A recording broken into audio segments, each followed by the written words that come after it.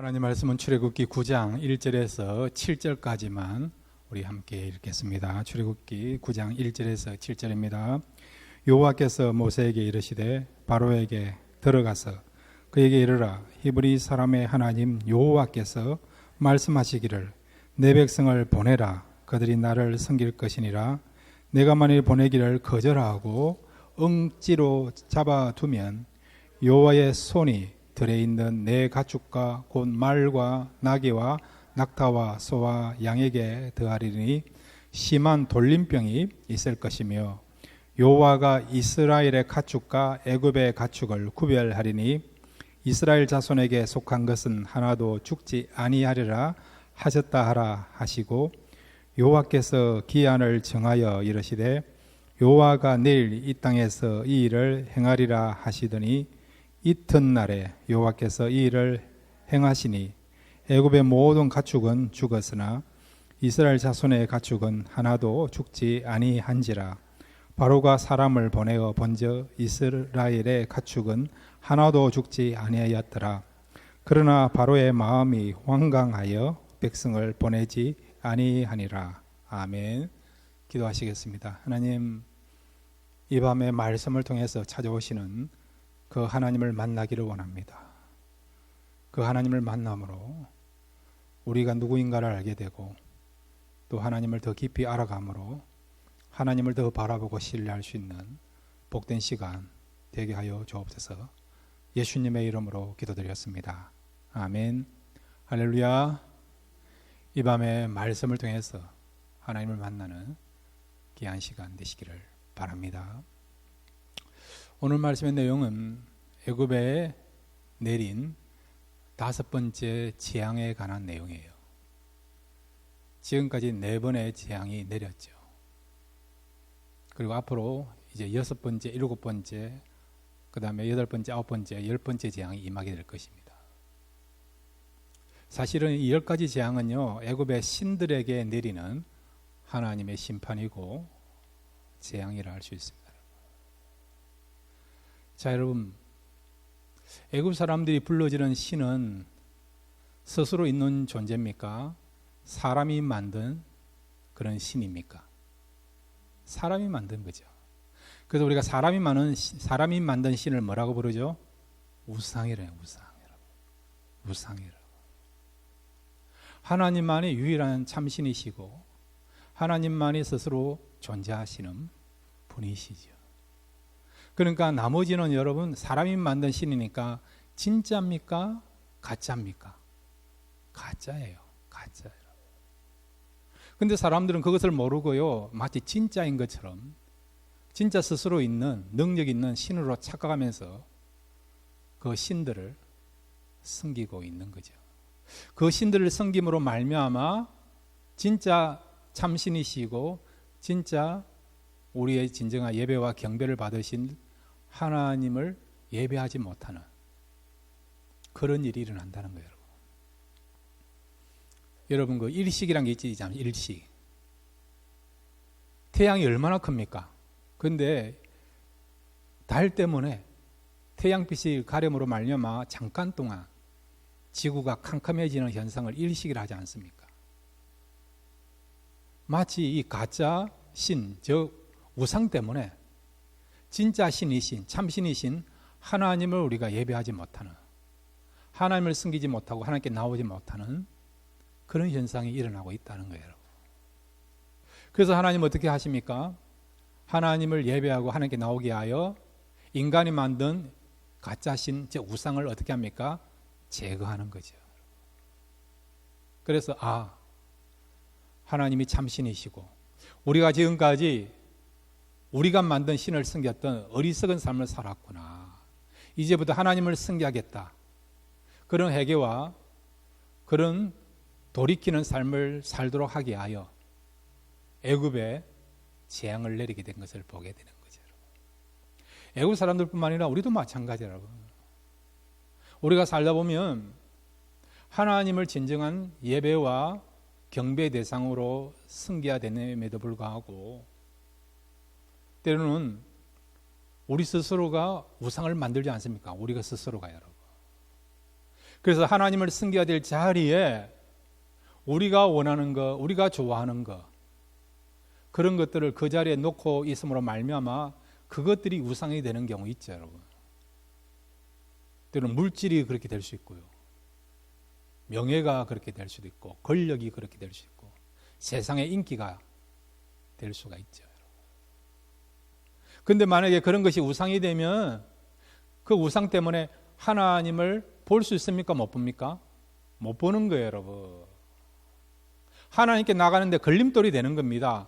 그래서 하나님이 어떻게 하십니까? 기회를 주심에도 불구하고 우리가 회개하고 돌이킬 수 있는 기회를 놓치게 되면 어떤 일이 벌어집니까? 우리가 섬기고 있는 우상을 제거하는 거예요. 그렇게 해야만이 우리가 살 수 있고 하나님께 나올 수 있기 때문에 여러분에게 당부합니다.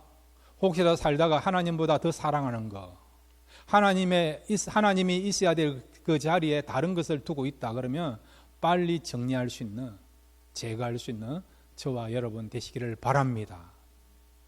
그렇지 않으면요, 하나님 어떻게 하십니까? 강제로 우리가 섬기는 그 우상들을 제거하십니다. 하나님이 강제로 우상을 제거하면요, 아픔이 있고 고통이 있고 또한 괴로움이 있습니다. 그러니까 우리가 하나님을 섬기면서도 여전히 우리 마음에 하나님 아니 다른 것을 우상으로 두고 있다 그러면 그 우상을 제거할 수 있는 저와 여러분 되시기를 바랍니다. 자, 오늘은 이 다섯 번째 재앙이에요. 다섯 번째 재앙.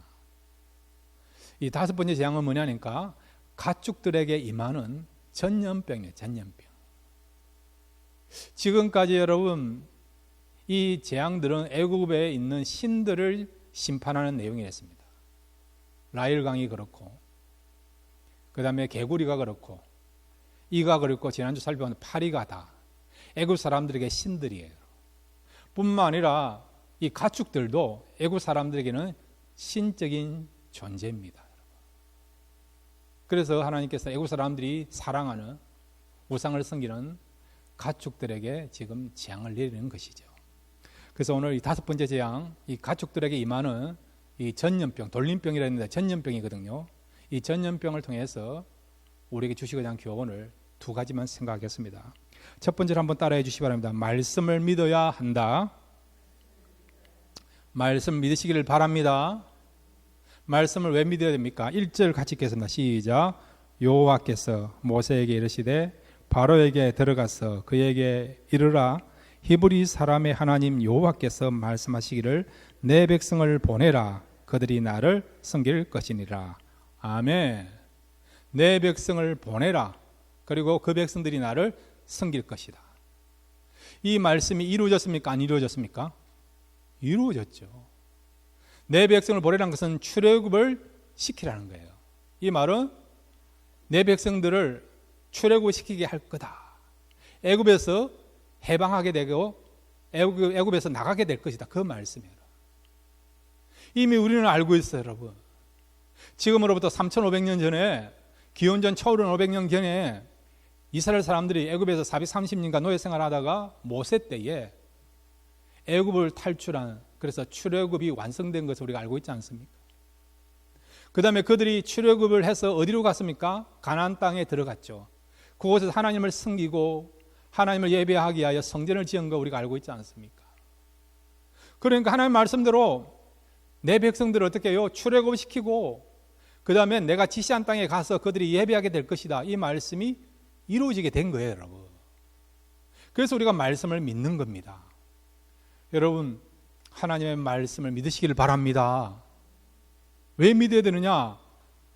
그 말씀은 우리에게 분명하게 사건으로, 결과로, 능력으로, 팩트로 주어지기 때문에, 그래서 말씀을 우리가 믿는 거예요, 여러분. 자, 여러분이 뉴스를 듣습니다. 뉴스. 그 가운데 진짜 뉴스가 있죠. 가짜 뉴스가 있습니까? 없습니까? 가짜 뉴스 너무 많잖아요. 가짜 뉴스가 너무 많아.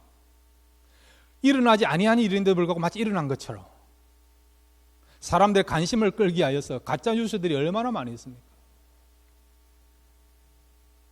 코비가 시작될 때에 어떤 뉴스가 났냐? 김정은이 죽었다. 김정은이 죽었다. 그런 뉴스 들어본 적 있습니까? 없습니까? 있었죠, 여러분. 그게 가짜입니까? 진짜입니까? 가짜였잖아요. 건강 어떤 악화설이 있어가지고, 이상설이 있어가지고, 김정은이 죽었다. 그런 이야기가 돌았죠. 근데 나중에는 그게 가짜 뉴스였다는 것을 알게 되지 않습니까? 세상에 여러분 지식이나 세상에 그런 어떤 뉴스 가운데는 가짜들이 너무 많아. 책임도 못 지면서. 그러나 하나님의 말씀은 무엇이죠? 참입니다. 참. 하나님의 말씀은 반드시 그 말씀도 이루어지는 역사가 나타나는 말씀이 하나님의 말씀입니다. 그래서 우리가 하나님의 말씀을 믿는 것이죠. 자, 오늘 본문에 보면 하나님의 말씀을 믿는 사람과 안 믿는 사람의 차이가 나와요. 하나님의 말씀을 믿었던 이스라엘 백성들에게는 그들이 소유하고 있는 가축들은요, 한 마리도 가축들이 죽지 않고 보존되는 것을 보게 됩니다. 반면에 하나님 말씀 믿지 아니했던 바로와 애굽 사람들은요, 그들이 그렇게 소중히 여기었던 그 가축들이 다 전멸당하는, 죽는 슬픈 비극을 맛보는 일이 일어나게 된 것을 보게 됩니다. 똑같은 애굽 땅에 살아도 이스라엘 백성들의 속해 있는 가축들은 한 마리의 양이나 소나 낙타도 죽지 않고 보존되었는데, 반면에 같은 애굽 땅에 살았던 애굽 사람들에게 있었던 그 가축들은 어떻게 해요? 전멸당하는, 몰살당하는 가축들을 잃어버리는 일이 일어나게 되게 된 거예요, 여러분. 무슨 차이점입니까? 하나님의 말씀을 듣고 그 말씀대로 행했느냐, 안 행했느냐, 하나님의 말씀을 믿었느냐, 안 믿었느냐, 그 차이점 때문에 한 부류의 사람은 그들이 그렇게 소중히 여기는 가축을 다 잃어버렸고, 한 부류의 사람은 가축들이 죽지 않고 보존되는 그런 놀라운 일이 일어난 것을 보게 됩니다. 그것이 오늘 2절부터 6절까지 내용이에요. 이러한 역사는 지금 우리의 삶 속에서도 동일하게 일어나고 있는 것을 여러분 기억하시고 말씀을 붙잡고 믿을 수 있는 저와 여러분 되시기를 바랍니다. 2절부터 6절까지 우리 함께 읽겠습니다. 시작. 내가 만일 보내기를 거절하고 억지로 잡아두면 여호와의 손이 들에 있는 내 가축 곧 말과 나귀와 낙타와 소와 양에게 더하리니 심한 돌림병이 있을 것이며, 여호와가 이스라엘의 가축과 애굽의 가축을 구별하느니 이스라엘 자손에게 속한 것은 하나도 죽지 아니하리라 하셨다 하라 하시고, 여호와께서 기한을 정하여 이르시되 여호와가 내일 이 땅에서 이 일을 행하리라 하시더니 이튿날에 여호와께서 이 일을 행하시니 애굽의 모든 가축은 죽었으나 이스라엘 자손의 가축은 하나도 죽지 아니한지라. 아멘. 자, 언제 한쪽에 있는 가축은 다 죽고 또 언제 다른 쪽에 있는 가축은 안 죽었습니까? 언제죠? 이튿날. 이튿날이 무엇입니까? 하나님이 정한 바로 두 데이죠. 두 데이. 전날에 하나님이 말씀하셨어요. 너희들이 내 말을 듣고 들에 있는 가축을 어떻게 해요? 너희들의 집 안으로 데리고 들어가면 살지만은 내 말을 무시하고 들에 있는 가축들을 어떻게 해요? 집 안에 들이지 않고 그냥 들에 그대로 남겨두면 어떤 일이 벌어진다고요? 그 가축은 죽을 것이다. 그런 의미로 말씀하셨어요, 여러분. 그런데 애굽 사람들은요, 모세를 통해서 전달받은 하나님의 말씀을 무시한 거예요, 여러분. 그러나 이스라엘 사람들은요, 모세를 통해서 말씀하신 그 하나님의 말씀을 무시하지 않고 말씀대로 행한 것입니다. 그랬더니 이튿날 어떤 일이 벌어지느냐? 이스라엘 사람에게 속해 있는 그 가축은 하나도 죽지 아니하는 그들의 가축이 보존되는 일이 일어났고, 요즘 말하면 할렐루야가 일어난 거죠. 할렐루야. 할렐루야 찬양하는 그런 내용, 그런 사건이 나타났죠. 그런데 애굽 사람들은 어제 말씀하셨던 그 하나님의 말씀을 무시하니까 오늘 하나님이 정한 그날에 어떤 일이 벌었냐? 심판이 나타나서 그들의 가축이 다 죽는 것을 보게 됩니다. 다시 한번 여러분 3절을 읽겠습니다. 3절 출애굽기 9장 3절입니다. 시작. 여호와의 손이 들에 있는 내 가축 곧 말과 나귀와 낙타와 소와 양에게 더하리니 심한 돌병이 있을 것이며. 아멘. 여호와 손이라는 것은 하나님의 능력을 말하는 거예요. 여호와의 손이 함께했다. 여호와의 손이 나타났다는 것은 하나님의 능력이 나타난다는 겁니다. 하나님이 일하신다 그러실 때 여호와의 손이 함께 하신다. 여호와의 손이 임하신다. 그런 말이 하나님의 능력이 나타났고 하나님이 일하신다. 그런 말이에요. 그런데 이 여호와의 손이 어디 나타났습니까? 들에 있는 내 가축. 들에 있는 내 가축. 이 말은 들에 있는 가축을 어떻게 해요? 오늘 집 안으로 들이면 내일 어떻게 된다고요? 심판을 면한다는 거예요. 내 가축이 하나님의 재앙으로부터 심판으로부터 생명을 잃지 않고 보존된다는 것을 말씀해 주고 있습니다. 그래서 애굽 사람들이 그 말씀을 들었다고 한다면 빨리 오늘 그들의 가축을 어떻게 해요? 들에서 집 안으로 들였다 한다면 죽지 아니할 것인데 하나님의 말씀을 무시하고 경솔하게 여김으로 말미암아 어떻게 해요? 하나님이 정한 다음 날 일어나 보니까 들에 있는 모든 가축들이 죽게 되는 슬픔을 겪게 되는 그런 일이 일어나게 된 것을 보게 되죠. 반면에 이스라엘 사람들은요, 하나님의 말씀하신 것을 무시하지 않고 하나님은 말씀에 대해 책임을 지신 분이고 그 말씀들을 이루신 하나님이시다. 그런 믿음을 가지고 들에 있는 자기들의 가축들을 집 안으로 들이니까 어떤 일이 벌어졌습니까? 하나님께서 정한 그날에 심판이 나타났지만 애굽 사람들은 심판을 받아서 그들의 가축이 다 죽었지만 이스라엘 백성들의 가축은 보존받는 생명을 유지하는 역사가 일어나게 된 것을 보게 됩니다. 자, 그러면 왜 이런 일이 일어났습니까? 애굽 사람의 가축들은 죽었고 이스라엘 사람의 가축들은 하나도 상하지 아니하는 보존받는 일이 일어났습니까? 첫째는 하나님의 말씀 믿었기 때문에 그런 거고요. 반면에 애굽 사람들은 하나님의 말씀 믿지 아니한 것이죠. 저와 여러분도 마찬가지 여러분. 하나님의 말씀 믿으면 구원이 임합니다. 회복이 나타날 수 있습니다. 치유가 나타나고요. 축복의 역사가 나타나고요. 기적의 역사가 나타날 수 있습니다. 형통의 역사가 일어나고요. 길이 열려지고 만남의 축복받는 역사가 일어날 수 있습니다. 그런데 어떤 분은요, 성경을 읽고 가까이 하지만은 안타깝게도 말씀 그 자체를 온전히 믿지 못하는 사람이죠. 믿지 못하는 사람. 그냥 성경을 교양서적으로 읽는 그런 사람들이 있어요. 그냥 은혜 받는 걸로 만족하면서 성경을 읽는 사람이 있습니다. 여러분, 성경은 그 정도가 아니에요, 여러분. 하나님의 말씀을 우리가 믿고 붙잡고 기도하면 그 말씀대로 이루어지는 역사가 일어나게 될 줄로 믿습니다. 그러니까 여러분, 성경 말씀 따로, 그 다음에 현실 따로 구분하지 마십시오. 이분화하지 마십시오. 말씀을 믿으면 그대로 역사가 일어난다. 그런 확신을 가지고 말씀을 읽으시고 붙잡으시면 여러분 믿음대로 또 여러분이 믿는 그 신앙대로 말씀이 이루어지는, 말씀의 능력을 체험하는 그런 저와 여러분이 될 줄로 믿습니다. 첫 번째로 애굽 사람들은 말씀 믿지 아니해서 그런 것이고, 두 번째는 뭐냐? 애굽 사람들은요, 어떻게 해요? 세상의 눈치를 본 거예요. 세상의 눈치.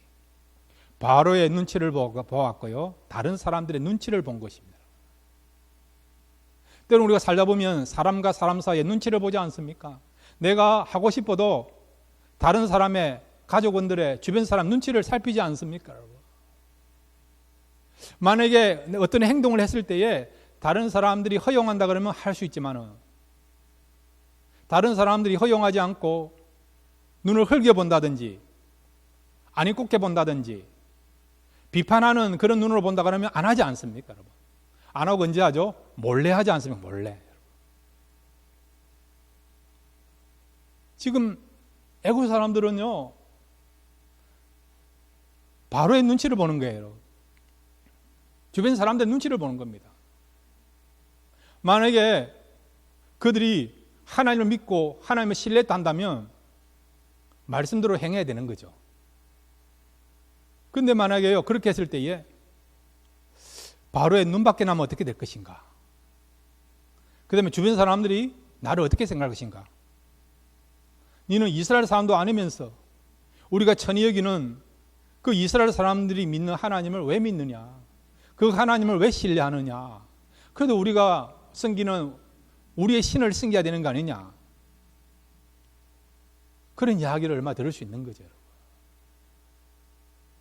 그러니까 주변 사람들의 그런 눈치를 보는 겁니다. 주변 사람들이 혹시 비난하지 않을까? 나를 무시하거나 조롱하지 않을까? 세상의 흐름을 따라가기를 원한 것이죠. 그런 것을 우스갯소리 여기기 때문에 어떻게 해요? 자신들의 가축을 다 잃어버리는 그런 안타까운 일이 일어난 것을 보게 되죠. 여러분. 한때 한국에서 기독교에 대한 교회에 대한 평가가 너무 좋지 못했어요. 그러다 보니까 교회와 성도들이 위축돼 가지고요. 세상의 매스컴이나 방송국이나 언론이나 이런 눈치를 너무 많이 본 거예요. 눈치를. 여러분. 그러다 보면 교회가 당당하게 진리를 선포하지 못하는 겁니다. 무엇이 악이고 무엇이 선이고 무엇이 참되고 무엇이 거룩인가? 바른 말을 못하는 거예요. 바른 말을. 여러분. 꿀먹은 벙어리처럼 여러분. 그런 비난을 받아도 여러분 교회가 해야 될 사명을 감당하지 못하니 일어난 것을 우리가 알고 있지 않습니까? 사랑하는 여러분, 저와 여러분 세상의 눈치를 본 것이 아니라 사람의 눈치를 본 것이 아니라 하나님의 눈치를 살필 수 있는 저와 여러분 되시기를 바랍니다. 하나님 앞에서 여러분 살아가는 저와 여러분 되시길 바라고 세상 앞에서는 배를 내밀고 어깨를 내밀고 당당할 수 있는 교회와 성도 되기를 바랍니다. 세상이 뭐라고 이야기한다 하더라도 여러분 하나님이 기뻐하신다. 그것이 진리다. 말씀이 그렇게 우리에게 말씀한다 그러면 우리가 그 말씀 붙잡고 세상의 눈치를 살피지 않고 당당하게 우리가 믿음을 고백하고 진리를 선포할 수 있는 그런 교회, 그런 성도 되기를 바랍니다. 그런데 애국 사람들은 눈치를 보지 않습니까? 바로의 눈치를 보고 주변 사람들의 눈치를 보면서 이스라엘 하나님을 섬기고 하나님의 말씀을 들으면 눈치 밖에 날 것 같으니까, 눈 밖에 날 것 같으니까, 사회로부터 매장당할 것 같으니까, 조롱당할 것 같으니까, 그런 것이 두려워서 사람의 그런 이야기, 사람의 시선이 두려워서 어떻게 해요? 하나님 말씀대로 살지 못하는 그런 안타까운 일이 일어나게 된 것을 보게 되죠. 그러면 사랑하는 여러분, 세상 앞에서는 당당하시고 하나님 앞에서는 겸손하시고 날마다 하나님의 그런 음성에 귀를 기울여서 하나님이 원하시고 기뻐하시는 삶을 살아갈 수 있는 저와 여러분 되시기를 바랍니다. 두 번째로 여러분, 오늘 다섯 번째 이 재앙을 통해서 우리에게 주시고자 하는 귀한 교훈이 있습니다. 한번 따라해 주시기 바랍니다. 예배는 축복이요 특권이다. 예, 하나님이 왜 그 백성들을 구원하시기 원하신가? 오늘 1절에 나와 있어요. 1절 같이 읽겠습니다. 시작. 여호와께서 모세에게 이르시되 바로에게 들어가서 그에게 이르라. 히브리 사람의 하나님 여호와께서 말씀하시기를 내 백성을 보내라. 그들이 나를 섬길 것이니라. 아멘. 누가 내 백성입니까? 이스라엘 백성들이 내 백성입니까? 물론 그렇게 보일 수도 있죠. 여러분. 그럼 이스라엘 사람들만 하나님의 백성입니까? 여기 보시면 내 백성에 대한 분명한 정의가 나와요. 거기 9장 1절 마지막에 보시면 그들이 나를 섬길 것이니라. 누가 하나님의 백성이라고요? 하나님을 섬기는 사람. 그 사람이 누구라고요? 내 백성, 내 백성. 내 백성이 누굽니까? 구원받은 사람 아닙니까? 구원받은 사람. 내 백성이 누굽니까? 천국에 들어갈 사람들 아닙니까? 내 백성이 누굽니까? 하나님의 약속을 받은 사람들 아닙니까? 내 백성이 누굽니까? 기도하면 기도가 응답되는 사람 아닙니까, 여러분? 하나님의 특별한 사랑과 축복받는 사람이 또 내 백성이고, 또 하나님의 보호를 받고 하나님께서 책임지는 사람이 내 백성 아닙니까, 여러분? 그러면 내 백성이 해야 될 일이 무엇이죠? 그들이 어떻게 해요? 나를 섬길 것이니라. 하나님을 섬기게 하여서 내 백성으로 삼아 주셨다고 말씀하고 있어요. 하나님을 섬기게 하여 하나님께서 구원해 주셨다라고 말씀하고 있습니다. 그러면 나를 섬길 것이니라, 하나님을 섬긴다는 말이 무엇이냐? NIV에서는요, 이걸 어떻게 표현하고 있냐니까 They may worship me. worship이 뭡니까? 예배 드린다는 거예요. 그들이 나를 예배하게 될 것이다. 그러니까 바로 하나님의 백성은 누구라고요? 예배 드리는 사람이에요. 예배 드리는 사람. 킴 제임스 버전에서도요, They may serve me. 나를 섬길 것이다. 그들이 나를 섬길 것이다. 여기 섬긴다는 것은 뭡니까? 서비스. 하나님께 예배한다는 거예요. 우리가 예배를 워십이라 하기도 하고 서비스라 말하지 않습니까? 그러니까 NIV나 킴 제임스 버전이나 똑같이 뭘 이야기하느냐? 바로 하나님 백성은 누구라고요? 하나님을 예배하는 사람들. 그 사람들이 내 백성, 하나님 백성이라는 거예요. 그러니까 하나님께서 우리를 그의 백성으로 삼으신 이유는 뭐냐? 하나님을 예배하도록 하기 위해서 우리를 그의 백성으로 삼아 주셨고 우리를 구원해 주셨다는 것입니다. 그래서 예배는 무엇이냐? 축복이요, 특권이나 특권. 특권이 뭡니까? 특별히 선택받은 사람이 할 수 있는 일이 특권 아닙니까? 아무나 하는 것이 특권이 아니에요, 여러분. 특별하게 부름받은 사람만이, 선택받은 사람만이 할 수 있는 것이 뭡니까? 특권이에요, 특권. 예배가 그렇다는 거죠, 여러분. 그러니까 예배는 여러분, 우리가 매일 와서 예배 드리고 이러니까 이것이 그냥 특권이 아니고 보통적인 일로 생각하는데 그게 아니에요, 여러분. 예배는 특권이요, 축복입니다. 왜? 우리가 진정 예배 드리는 것은 우리가 하나님의 백성이 되었다는 것을 증명하는 그런 사건이라는 것을 말씀해주고 있는 것입니다. 사랑하는 성도 여러분, 우리가 하나님의 백성이 되었습니다. 이 사실을 믿습니까? 하나님이 우리를 왜 그의 백성으로 삼아주셨습니까? 예배드리라고. 예배드리라고. 왜? 하나님이 기뻐하시는 건 예배이고, 예배 속에 우리가 하나님을 만날 수 있고, 예배 속에 진정한 기쁨이 있으니까 이 기쁨을 누리라고 하나님은 우리에게 예배드리라고, 예배드리는 삶을 살아라고 말씀하고 있는 것입니다. 그러므로 여러분 스스로가 날마다 예배에 특별한 그런 가치와 의미를 부여하면서 예배드리기를 바라고요. 여러분뿐만 아니라 여러분의 자녀들이 예배드릴 수 있도록 건면하시고, 건면이 안 되면 강제로라도 여러분 예배들이 나올 수 있도록 그렇게 말을 하시고 최선을 다할 수 있는 저와 여러분 되시기를 바랍니다. 왜 그렇습니까? 예배 가운데 하나님을 만나요. 하나님을 만나면요, 믿음을 갖습니다. 그 믿음을 가지면 어떤 일이 벌어지냐?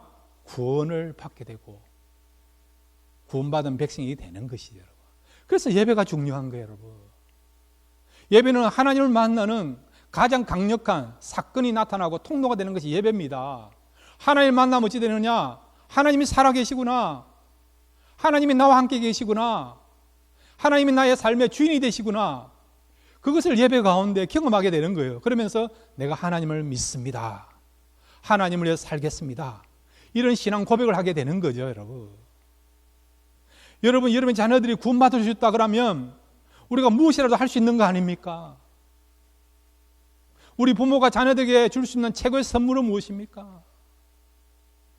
그들이 구원받을 수 있도록, 구원의 은혜를 줄 수 있도록 우리가 최선을 다해 노력하는 것이, 그런 울타리를 만들어주고 그런 분위기를 만들어주는 것이 부모가 할 수 있는, 믿는 부모가 할 수 있는 최고의 그런 노력이고 최고의 선물 아닙니까, 여러분?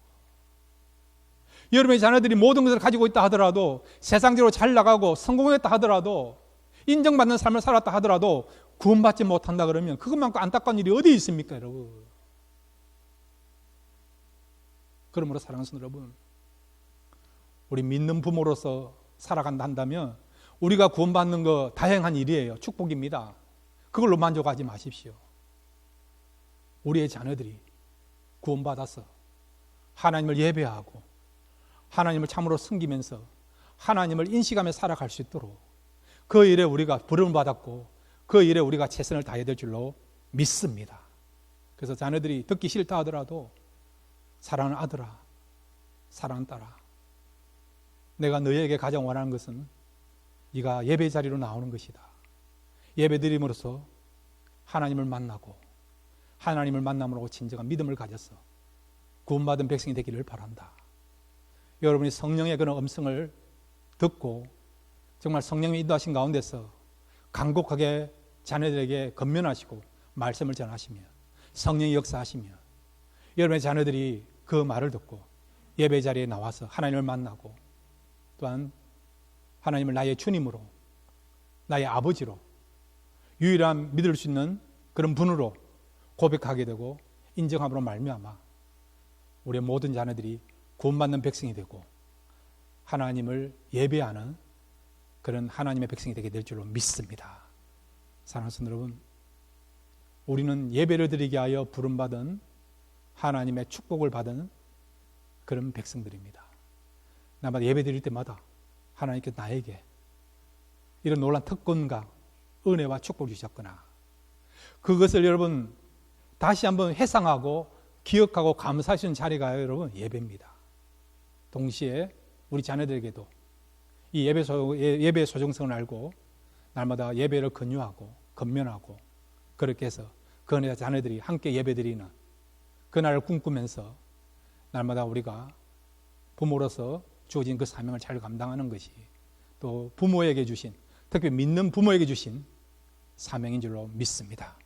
날마다 우리를 부르신 그 하나님이 가장 기뻐하시고 원하신 것이 예배드리는 삶이기에 날마다 이 일에 최선을 다하시고 또 예배드리는 일에 생명을 걸면서 헌신하시고 또한 예배드리는 일에 다른 사람이 동참할 수 있도록 힘을 쓸 수 있는 그런 믿음의 삶을 살아갈 수 있는 저와 여러분 되시기를 주님의 이름으로 축원드립니다.